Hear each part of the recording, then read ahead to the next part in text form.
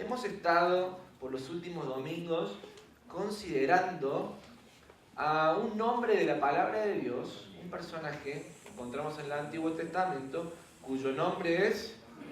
Muy bien, por lo menos aprendió eso, ya me quedo conforme. Se llamaba Nehemías. Y Nehemías es un ejemplo que tenemos en el Antiguo Testamento de una persona que decidió vivir su fe al máximo. Puso su fe a prueba.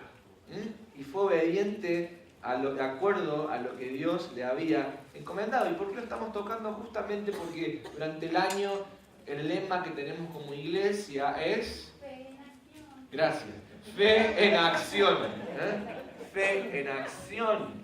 Por eso es que estamos estudiando el libro de Nehemías y estamos viendo este personaje que puso su fe en acción. Y déjenme decirles algo, si usted llegó en el día de hoy, llegó en el momento más importante de esta serie de sermones. Porque hemos empezado en el capítulo 1 y estamos llegando al capítulo 8, que es el momento climático. Es cuando, no sé, la Cenicienta se casa con el príncipe. Es el momento climático del libro de Nehemías. Lo que vamos a ver en el día de hoy es un poco el corazón de todo el libro de Nehemías. Y todo lo que hemos estado viendo va construyendo una historia para que Dios comunique una verdad que la vamos a encontrar en el capítulo 8, el cual estaremos considerando en el día de hoy. He titulado este sermón El pacto se renueva. Cuando usted escucha de la renovación de un pacto, ¿sabe lo que viene, por lo menos a mi mente? Quizás venga a la suya también. Me acuerdo cuando personas hacen esas bodas de los 25 años. ¿A los 25 años se vuelven a casar? No, están casados, pero están renovando los votos. Están renovando los votos. Están volviendo a decir, sí quiero. Yo te diría, ¿quién haría eso a los 25 años? Pero sí, hay gente que lo hace y está muy bien. ¿Por qué? Porque están renovando ese compromiso que una vez tomaron en el altar delante de Dios, quizás 25. ¿Alguien de 25 años de matrimonio aquí en nuestra congregación presente? ¿Ok? Ahí tenemos uno. ¿50 años? Casi, ya llegamos. Muy bien. Qué hermosos ejemplos. Ahora, piense usted, vamos a hacer una suposición. Piense usted en un matrimonio. Pensemos en un esposo que es muy amante de su esposa. Y la ama, la cuida, la protege. La va a buscar al trabajo cuando sale para que no se venga caminando, para que no le dé frío. Es un hombre que la cuida. Es un hombre que cuando llega a la casa le dice, querida, te veo cansada. Déjame que yo haga estas tareas. Imagínese un hombre así. Un hombre piadoso. Un hombre que tiene un culto devocional en la semana, que junta a su familia y le dice, querida, ¿por qué no nos sentamos con nuestros hijos a escuchar la palabra de Dios? Usted dirá, ¿dónde está ese hombre? Ya está casado ese hombre. Imagínese, es una situación hipotética. Imagínese que esta mujer un día lo engaña. Imagínese que un día lo traiciona y le engaña. Pero imagínese que este hombre le ama tanto que a pesar de su traición, a pesar de haber quebrado ese voto de fidelidad, le perdona. Y organizan entre ellos una renovación de votos. Y ahí están otra vez delante del ministro y van a renovar sus votos. Y le toca el momento de renovar sus votos a la esposa, a esa esposa infiel. Esa esposa lo primero que va a tener que hacer es acordarse de cuáles fueron los motivos por los cuales se casó con ese hombre. No va a tener que estar pensando tanto las ideas que ella puede hacer o puede tener para ser una mejor esposa en ese momento, sino que va a tener que volver a ese momento donde se dijeron sí por primera vez. Ahora, ¿saben qué? A veces nos pasa en la vida que nosotros fuimos rescatados por el Señor. El Señor, cuando estábamos muertos en nuestros delitos y pecados, nos salvó, nos amó, nos dio un camino por delante. Estuvo al lado nuestro a cada momento del camino, nos libró de un montón de pruebas y cuando nos tocó a nosotros el momento de ser fieles, ¿qué nos pasó? Fuimos infieles. Y abandonamos quizás por un tiempo el camino del Señor, nos enojamos con el Señor, dijimos, no, pero ¿para qué voy a hacer esto? Y le fuimos infieles a Dios. La pregunta es cómo renovamos ese pacto con Dios.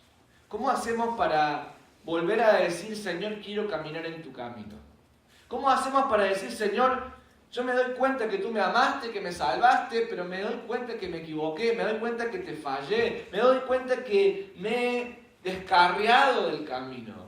Señor, ¿cómo puedo renovar mi pacto contigo?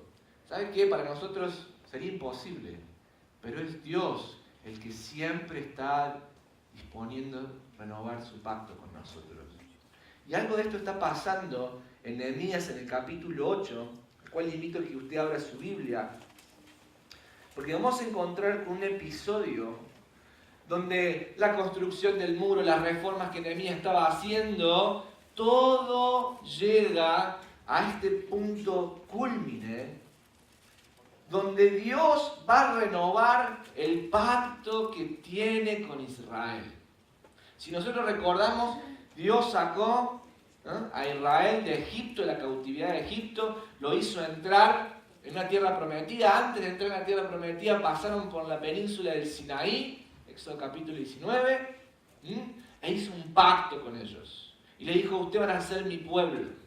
Y en ese pacto que hizo, dejó su ley, la ley de Dios, los 10 mandamientos y toda la ley que Dios le dejó a su siervo Moisés. El pueblo entra a la tierra prometida por mano de Josué. ¿Y qué pasa después? El Señor le había dicho, si ustedes no obedecen mis mandamientos, yo los voy a corregir, los voy a castigar con otras naciones que se lo van a llevar. Y efectivamente, ¿qué pasa? Israel, en vez de ser fiel al Dios que los había sacado de la cautividad, cae en idolatría, se va en pos de otros dioses, se olvida de la ley de Dios, después de todo lo que Dios había hecho por ellos. Dios los corrige, le manda a los asirios y a los babilonios para emitir su juicio, y los saca de la tierra y los lleva a la cautividad. Ahora bien, ¿qué pasó? ¿Dios dejó de amar a Israel? No. ¿Por qué? Porque Dios no puede negarse a sí mismo. Y el pacto que Él hace es un pacto eterno. Entonces está volviendo Israel, o en este caso Judá, los judíos están volviendo a Jerusalén porque Dios es un Dios de pactos. Es un Dios que castiga, pero no quiebra el compromiso que hace con su pueblo. Y lo está trayendo de nuevo, pero es necesario que Israel renueve su pacto con Dios. ¿Por qué? ¿Dios lo violó el pacto? No. Israel fue el que lo violó al pacto. Ese pacto necesita ser renovado. Y llegamos al capítulo 8, a este punto cumbre del libro de Nehemías. Y la pregunta que el autor nos deja a nosotros, y es la que quiero que contestemos en esta mañana, es cómo podemos experimentar la renovación del pacto que Dios ha hecho con nosotros cuando le hemos fallado. ¿Cómo podemos renovar ese pacto con Dios y experimentar esa renovación de las promesas de Dios para con nosotros cuando realmente nos damos cuenta que le hemos fallado? Cuando vemos que nuestra vida terminó siendo algo tan diferente a lo que Dios nos había encaminado. Quizás algunos de ustedes se miran al espejo y piensan, yo nací en una familia cristiana, ¿cómo pude llegar a estar así? Quizás otros están diciendo, ¿qué me pasó? ¿En qué momento perdí el camino? Bueno, este sermón va a contestar estas preguntas. ¿Cómo podemos experimentar la renovación del pacto de Dios cuando hemos fallado. En primer lugar, podemos experimentar la renovación del pacto que Dios ha hecho con nosotros cuando estamos dispuestos a volver a la fuente que es su palabra. Veamos juntos Nehemías. Podemos empezar en el capítulo 7, versos 73, porque ahí inicia la unidad del texto. Nehemías 7, 73. Entonces los sacerdotes, los levitas, los porteros, los cantores, los sirvientes del templo y algunos miembros del pueblo se establecieron cerca de Jerusalén.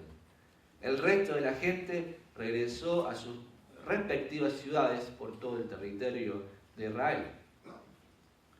En el primer día del mes